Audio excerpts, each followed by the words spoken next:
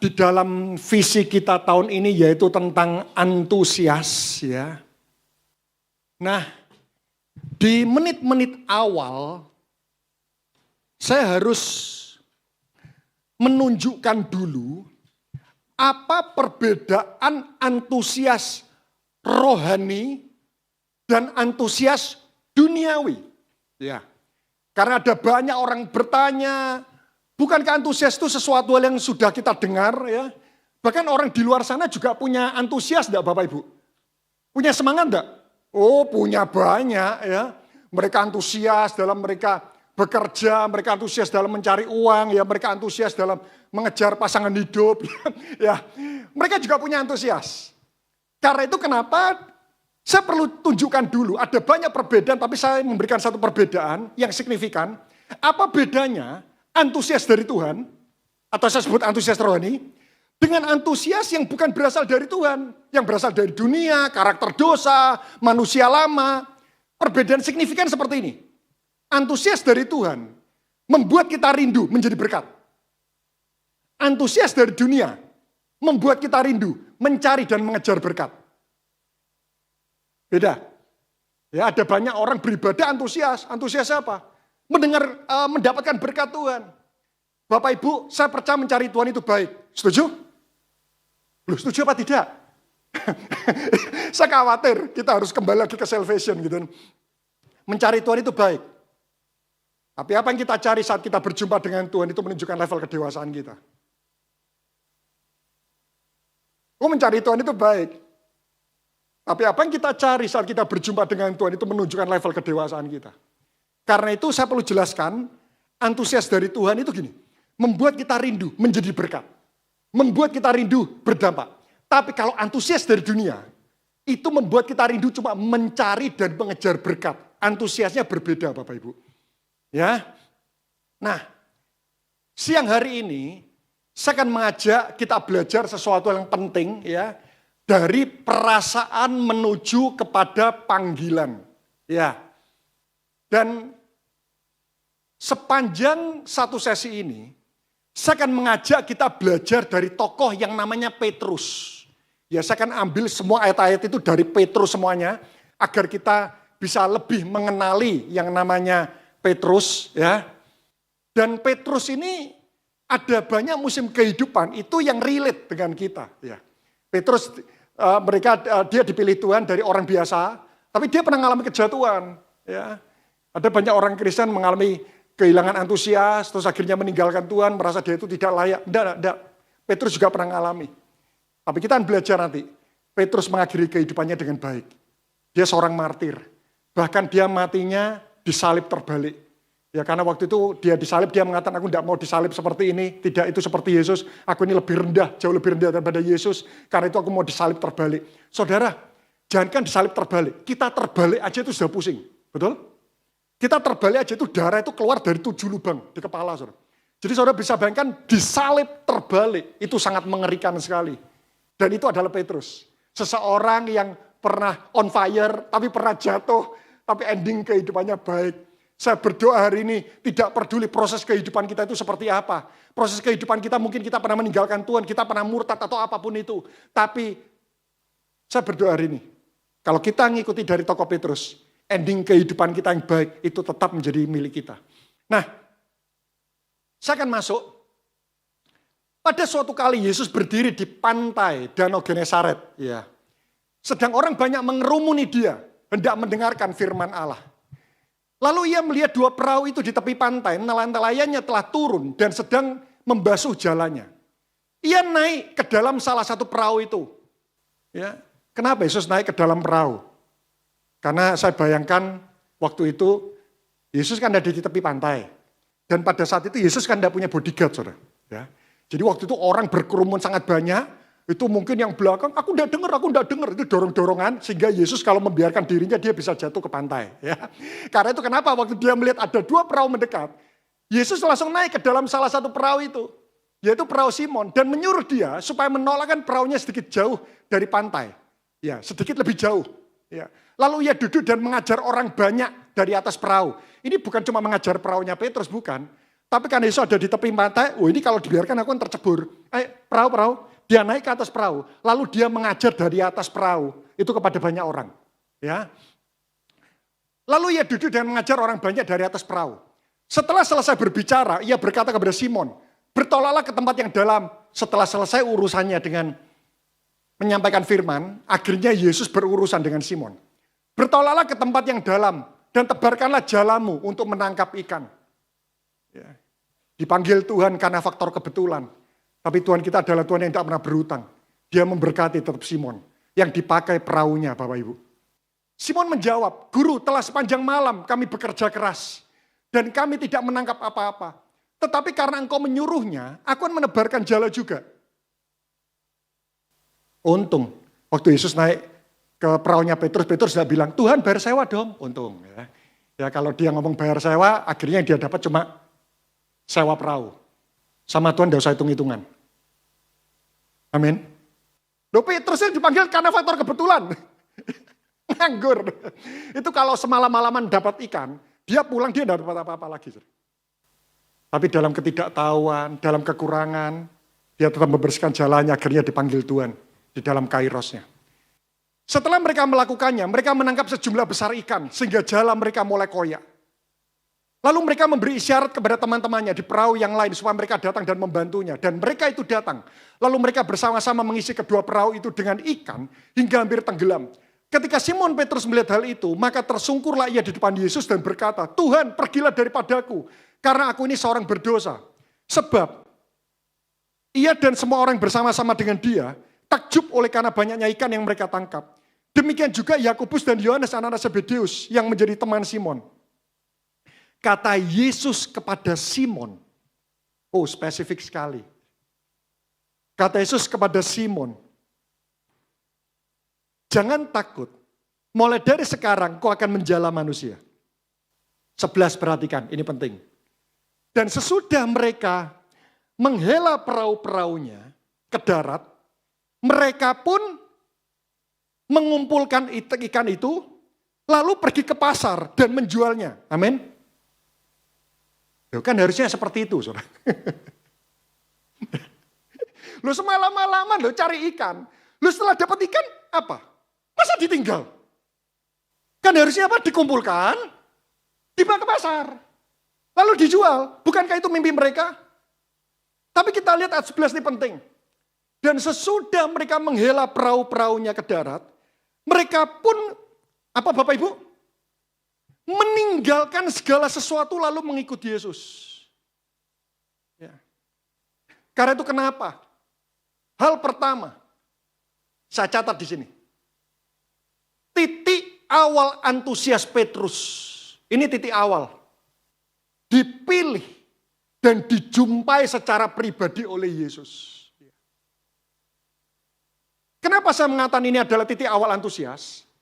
Karena awalnya semalam-malaman mereka kepengen dapat ikan.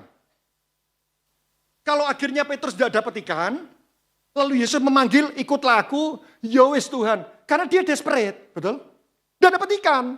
Ini kebetulan mungkin ada seseorang yang memanggil aku dan memelihara aku. Lu enggak.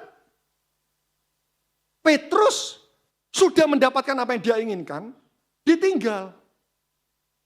Berarti ada sesuatu hal antusias yang lebih penting daripada antusias awal yang dia sudah dapatkan. Itu sama seperti ini. Misal saudara kepingin menjadi seorang dokter. Ada yang di sini kepingin jadi seorang dokter? Tidak ada. Ya, semua kepingin jadi seorang bisnismen.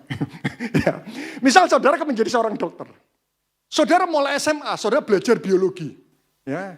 Sampai SMA itu kan, biologi itu kan bahasa-bahasa Latin. Saya tidak tahu. Saya rasa lebih mudah bahasa roh daripada bahasa Latin. Ya, itu dulu saya ingat betul, itu bahasa Latin. Ya.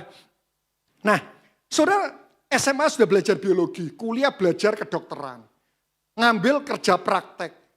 Akhirnya jadi dokter muda, magang. S2, S3 kedokteran. Setelah saudara mencapai S3 kedokteran, harusnya kan dinikmati, betul?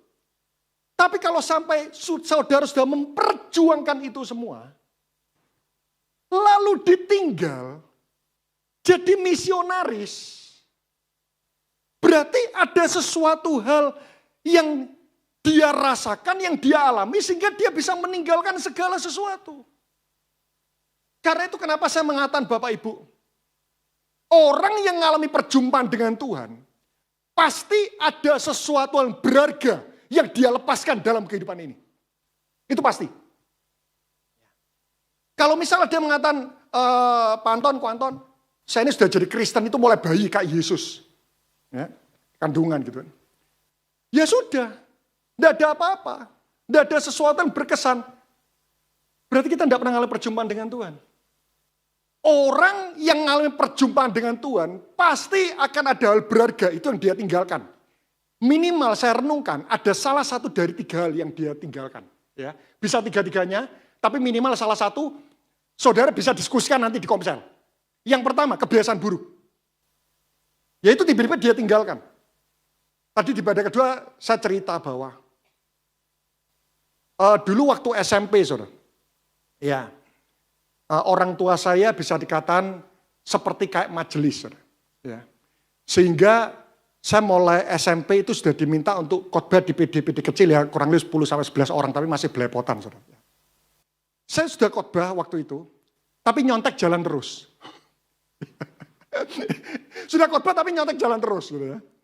Dan saya dulu ini agak kurus. Bukan agak kurus ya, betul-betul kurus maksudnya. Ya. Sehingga perut saya dulu itu cekung. Ya. Kalau sekarang kan sudah mulai datar. Ya, mulai datar. Ya. Sehingga kalau saya nyontek, itu saya bukan pakai kertas, saya memasukkan buku ke dalam perut. Ya, jadi kalau nyontek, gitu. Ya, kelihatannya banyak yang seperti saya gitu. Nah, sama sekali itu ke dalam perut. Dan tidak pernah ketahuan kenapa. Karena saya dipercaya oleh guru, setiap kali ujian, saya diperbolehkan menentukan meja yang saya mau pilih, dan saya menentukan meja dari teman-teman saya. Ya tentu saja saya milih yang paling belakang, paling ujung, karena diberi wewenang untuk itu, Bapak Ibu. Sehingga peralatan nyontek itu macam-macam, ada karet pakai kertas, kadang buku saya taruh di kaki itu, saya buka pakai seperti ini, dan tidak pernah ketahuan, saudara. Ya, karena duduk paling belakang dan dipercaya karena anak majelis. Mereka tidak tahu kalau saya menyontek gitu. Nah, dan saya juga suka menolong teman mencontek. Nah, itu maksud saya. Nah, sampai suatu ketika saya SMA saya bertobat. Dan SMA kelas 1, semester 1 saya di St. Louis, saya tetap nyontek, Bapak. Semester 2 mengalami perjumpaan sama Tuhan. Saya nangis karena sebuah lagu, karena itu jangan remehkan lagu dan present worship loh. Ya, saya bertobat karena lagu ini. Bagi dia segala, tahu Bapak Ibu? Ya satu generasi yang mantuk-mantuk satu. Tadi di ibadah kedua hampir tidak ada yang tahu gitu. Ya, karena sebuah lagu itu, saya sebuah lagu itu tiba-tiba saya nangis, saya dilawat Tuhan. Dan waktu itu cece saya setelah praise selesai, setelah worship selesai, pas sudah praise, saya tetap nangis gugup. Dan cece saya di samping saya, kok tanya hal yang tidak tepat waktu itu ya. Dia tanya gini, Nyo kamu nangis? Lu kan tidak perlu ditanya Bapak. Itu menghilangkan pengurapan. Dan waktu itu saudara, saya jawab langsung, enggak. Lu kok matamu merah? Ngantuk. refleks. Gitu. Ya. Tapi saya pulang saudara, saya kos loh. Lu kalau saya tinggal di rumah orang tua aman. Saya kos. Saya tiba-tiba, saya enggak mau nyontek. Tiba-tiba saja, Pak. Dan saya mengalami penyiksaan bukan dengan batin, penyiksaan fisik. Teman-teman di sini ada yang tahu, bulu kaki saya dibakar, jempol kaki dikasih korek api gitu. Wah, tapi heran. Tiba-tiba gini, saya sudah tahu memang mulai saya SMP, nyontek itu enggak benar. Ada yang tahu? Tahu ya? Tapi siapa yang di sini yang sudah tahu tapi tetap nyontek?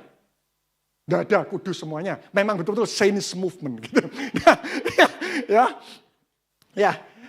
Saya pulang, tiba-tiba gini, saya enggak mau nyontek. Dari hal itu saya menemukan statement gini, agama, saya beragama mulai kecil. Agama itu membuat kita tahu kehendak Allah, setuju? Tahu, agama membuat kita tahu perintah Tuhan.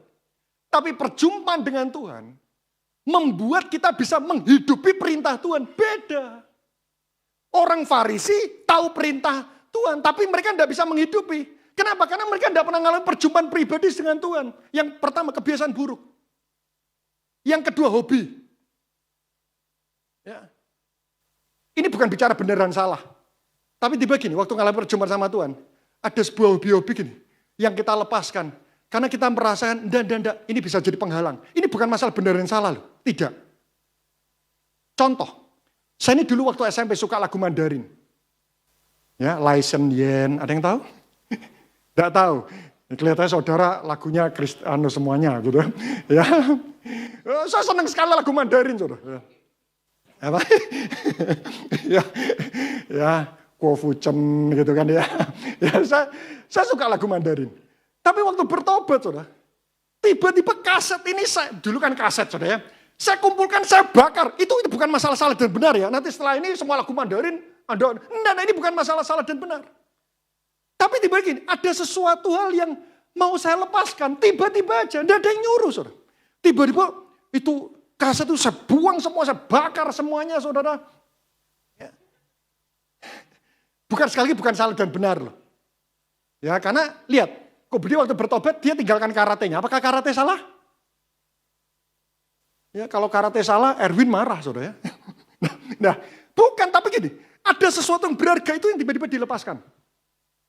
Pertama kebiasaan buruk, kedua hobi, yang ketiga mungkin tujuan hidup. Ada sebuah tujuan tertentu, tiba-tiba kita lepaskan. Jadi selalu.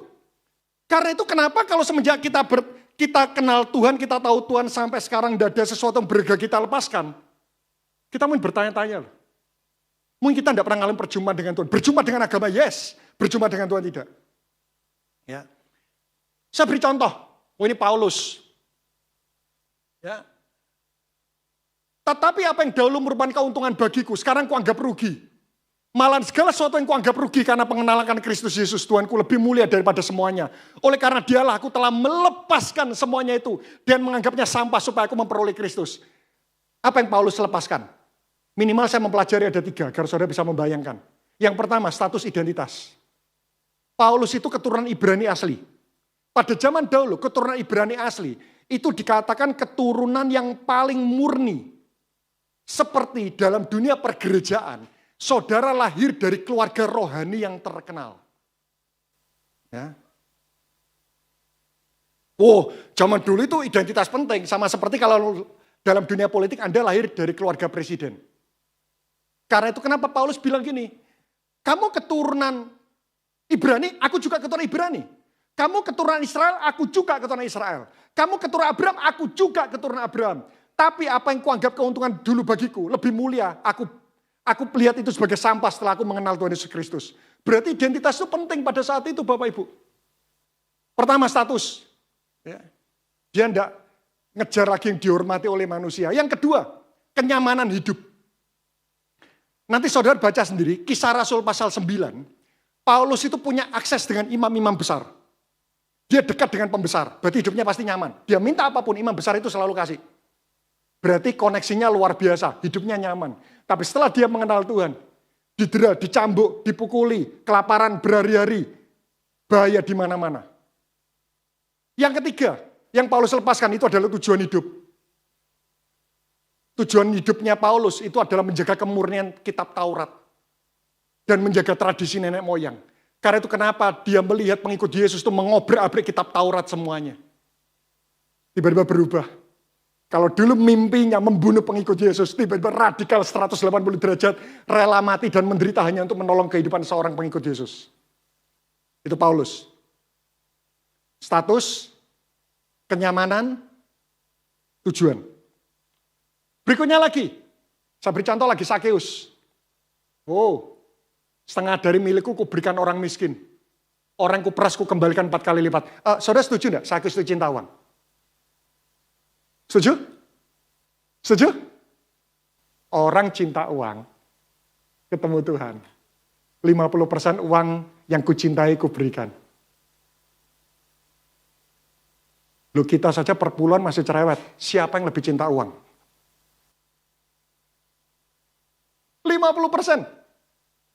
50% itu ngeri loh. Coba hitung aset saudara berapa. Misal 250 juta. Tidak ada amin, kelihatannya semua 3 miliar. 250 juta enggak ada, amin. Oh, terlalu sedikit gitu kan. Misal aset saudara 500 juta deh. Berani berikan 250 juta? Ini orang cinta uang. Ya.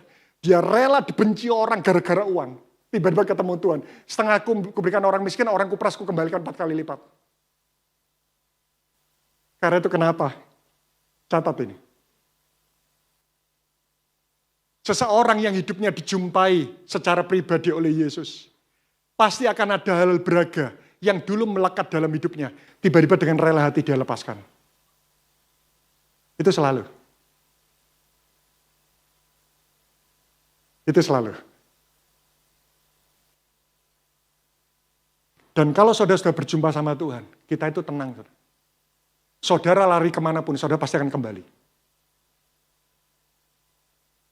Kemanapun.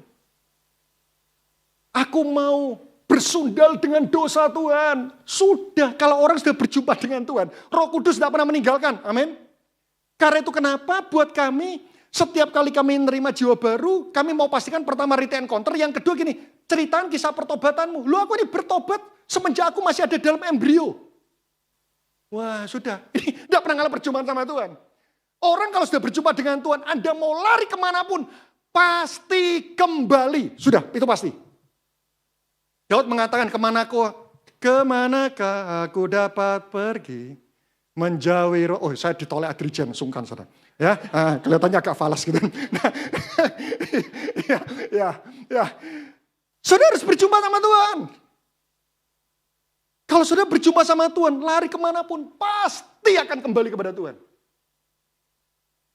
Yang kedua, jebakan antusias mengandalkan diri sendiri. Hati-hati. Petrus ini cukup lengkap, saudara, musimnya. Ya, jebakan antusias itu mengandalkan diri sendiri. Lihat ini. Kita bisa belajar dari ini. Petrus menjawab, biarpun mereka semua tergoncang imannya karena engkau, aku sekali-kali tidak. Wow, membara habis ketemu Tuhan. Yesus berkata kepadanya, ini yang ngomong ini Yesus ya.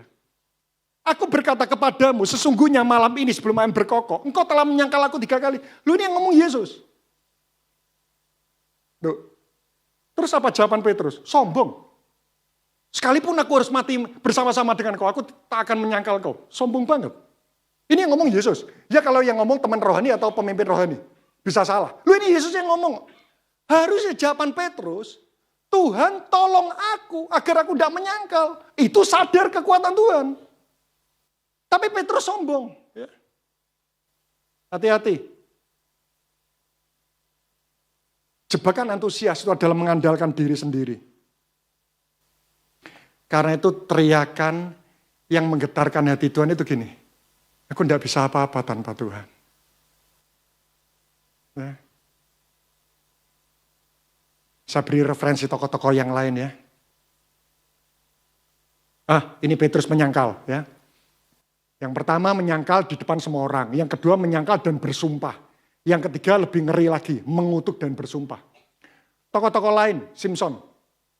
Lalu berserulah perempuan itu, orang Filistin menyergap engkau. Maka terjagalah ia dari tidurnya serta katanya, seperti yang sudah-sudah kan bebas dan meronta lepas. Tapi tidaklah diketahuinya bahwa Tuhan telah meninggalkan dia. Simson sombong. Dan karena Simson sombong, endingnya pekerjaannya apa? Menggiling. Tahu menggiling? Bukan gini ya, itu sekarang. Tapi kalau zaman dulu menggiling itu muter-muter terus. Sibuk beraktivitas tapi tanpa arah dan tujuan yang jelas. Seseorang, ya, kalau sombong, ingat sombong itu akar dosa loh. Ibu dari semua dosa itu adalah sombong. Orang kalau sombong, dia kehilangan Tuhan, akhirnya kehilangan arah yang mulia. Sehingga akhirnya pekerjaan kita bisa cuma menggiling. Hidup ya, aktivitas sibuk ya, tapi tanpa punya tujuan yang jelas. Ketiga.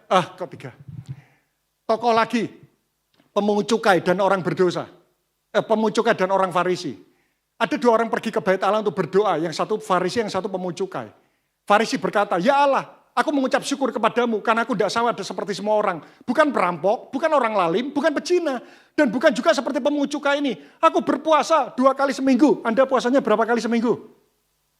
Ya. Aku berpuasa, tidak usah dijawab keras-keras gitu ya. Aku berpuasa 2 kali seminggu. Aku memberikan 1/10 dari segala penghasilanku. Tetapi pemuncukan ini berdiri jauh-jauh. Bahkan ia tidak berani menengadah ke langit melainkan. Ia memukul diri dan berkata, ya Allah, kasihanilah aku orang berdosa. Tuhan menghargai track record. Tapi Tuhan tertarik dengan yang namanya orang bergantung kepada Tuhan. Apapun dosa kita. Selama kita mengatakan, Tuhan, aku ini orang berdosa. Kasihanilah aku dan aku butuh Engkau. Itu teriakan yang lebih menggembirakan daripada cuma sekedar track record dan kita ini mulai lupa, kita ini butuh Tuhan. Yang ketiga, jika di sini ada yang antusiasnya dengan Tuhan itu mengalami kejatuhan.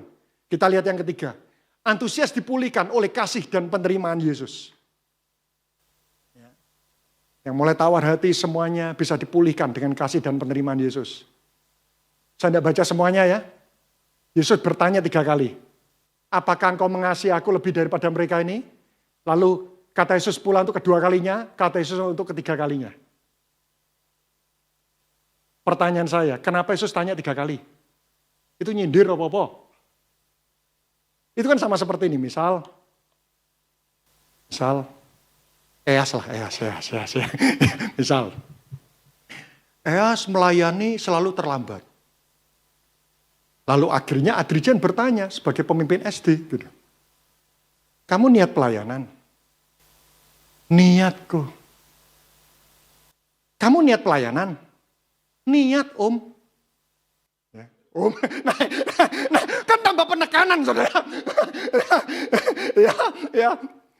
Ketika Adrian tanya lagi, kamu niat pelayanan? Serius? Ya. Itu kadang-kadang bisa nuansa mempermalukan.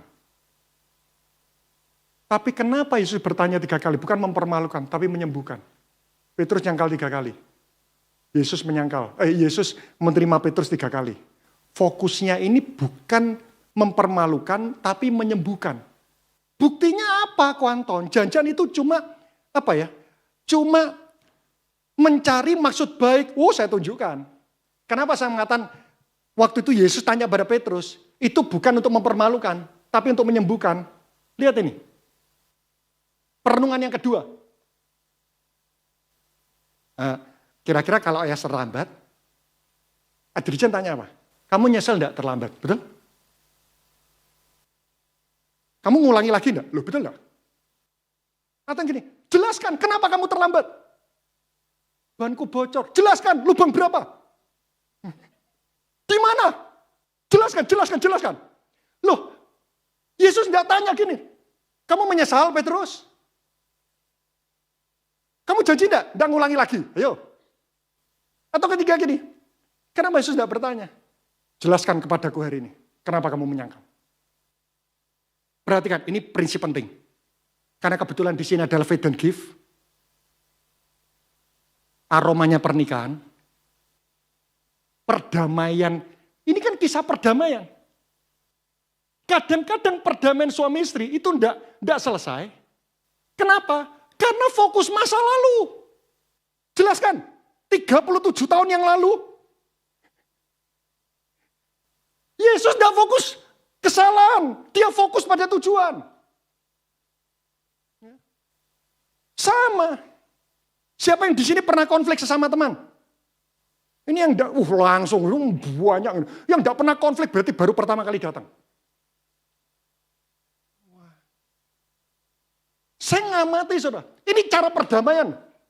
Kenapa suami istri yang tengah akur-akur? Kenapa? Dulu 17 tahun yang lalu aku ulang tahun kamu udah ngasih kado. Lu 17 tahun yang lalu. Itu mau damai aja malah sibuk mikir. Jawab salah. Enggak. Itu 15 tahun yang lalu. Nggak lupa. Saudara. Fokus perdamaian itu ngelihat ke depan. Ya. Jadi kalau saudara konflik sama orang, bukan? Kamu nyesel enggak? Hah? Jelaskan. Kenapa dulu waktu aku kelaparan kau punya uang kamu tidak memberi aku makan? Jelaskan dengan logis. Loh saudara tidak selesai. Apakah salah bertanya seperti itu? Tidak salah. Tapi tunggu kalau hubungannya sudah baik. Kalau hubungannya sudah baik. Sudah 2 tahun kemana-mana bersama. Ke toilet, aku temani. Misal gitu, ya aku antar. Kalau sudah seperti itu, dulu kamu kenapa sih waktu kamu naik mobil aku jalan kaki kamu tidak jemput? Oh iya, oh waktu itu kamu yang lewat. Oh kukira orang lain. Nah, itu tidak apa-apa. Oleh karena itu Bapak Ibu semuanya yang suami istri, kalau tengkar, konflik, jangan fokus. Ceritakan alasan. Yesus kalau seperti itu, Petrus makin lari dan menenggelamkan diri ke pantai.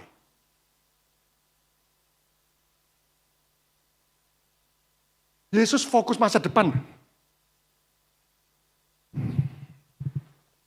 Kamu mengasihi aku? Gembalakan domba-dombaku.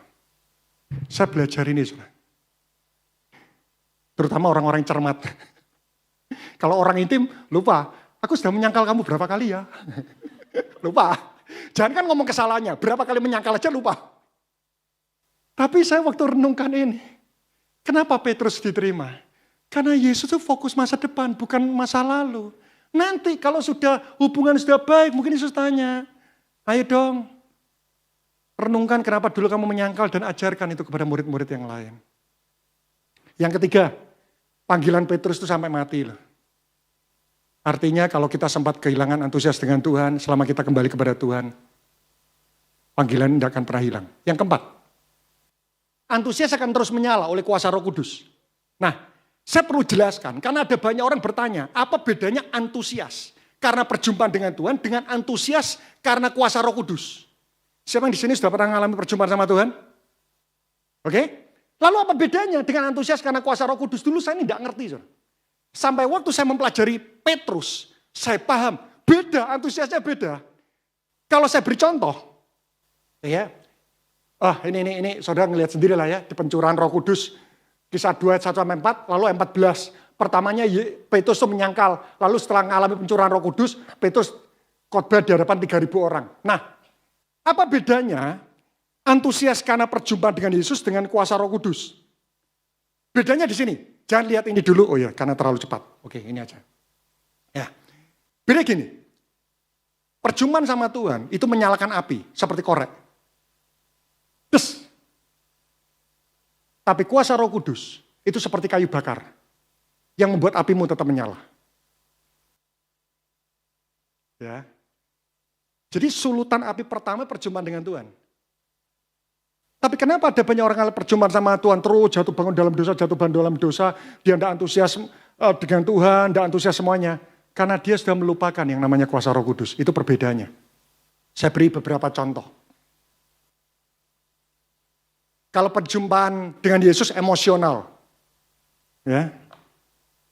Tuhan pergilah daripadaku, aku ini seorang berdosa, emosional. Emosional itu gini. Respon hati cepat tersentuh tapi belum stabil. Emosional. Respon hati mudah tersentuh tapi belum stabil. Tapi kalau kuasa Roh Kudus transformasional. Petrus bukan cuma emosinya terguncang, tapi berubah menjadi seorang pemberita Injil. Kalau saya simpulkan gini, perjumpaan sama Tuhan itu membawa kita kepada pertobatan. Tapi kuasa Roh Kudus membawa kita menuntaskan panggilan Tuhan. Beda. Ya. Yang kedua tergantung situasi. Ya, menyangkal. Sejenak, Tuhan suruh aku berjalan di atas air. Di menit berikutnya tenggelam. Ya. Yang ini bertahan dalam tekanan. Saudara bisa baca ayatnya aja deh nanti ya, Kisah 4 ayat 18-20. Yang ketiga antusias karena kepercayaan diri. Biarpun mereka semua tergoncang, aku sekali-kali tidak mengandalkan kepercayaan dirinya. Tapi kalau kuasa Roh Kudus, lihat. Tetapi Petrus berkata, emas dan perak tidak ada padaku, tapi apa yang kupunya aku berikan kepadamu. Demi nama Yesus Kristus orang Nazaret itu, berjalanlah. 12. Petrus melihat orang banyak itu lalu berkata, hai orang Israel, mengapa kamu heran tentang kejadian itu? Dan mengapa kamu menatap kami seolah-olah kami membuat orang ini berjalan karena kuasa atau kesalehan kami? Jadi waktu itu semua orang kagum dengan Petrus bilang ini, enggak, kamu pikir itu karena kesalahan kami, bukan, itu karena Tuhan. Kalau kuasa Roh Kudus, waktu Tuhan memberikan kepada kita keberhasilan, kita bukan melihat betapa hebatnya kita, tapi kita tetap melihat bahwa Tuhan itu jauh lebih hebat dan yang menolong kita. Yang keempat, berbasis pada perasaan. Ya. guncangan ya. Nyembah kalau gak nangis kok kurang sip ya. Katanya. Perasaan. Tapi kalau kuasa Roh Kudus berfokus pada panggilan. Gembalakanlah domba-dombaku. Ya. Yang terakhir, antusias sejati itu menghasilkan keberanian dan konsistensi. Karena itu perlu yang namanya kuasa Roh Kudus. Saya rangkum 5 poin ini menjadi 3. Ini poinnya. Antusias lahir dari perjumpaan dengan Yesus. Antusias dipulihkan oleh kasih karunia. Bukan hanya semangat, dan antusias terus menyala.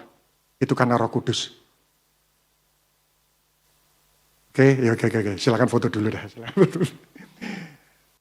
Mari kita berdoa.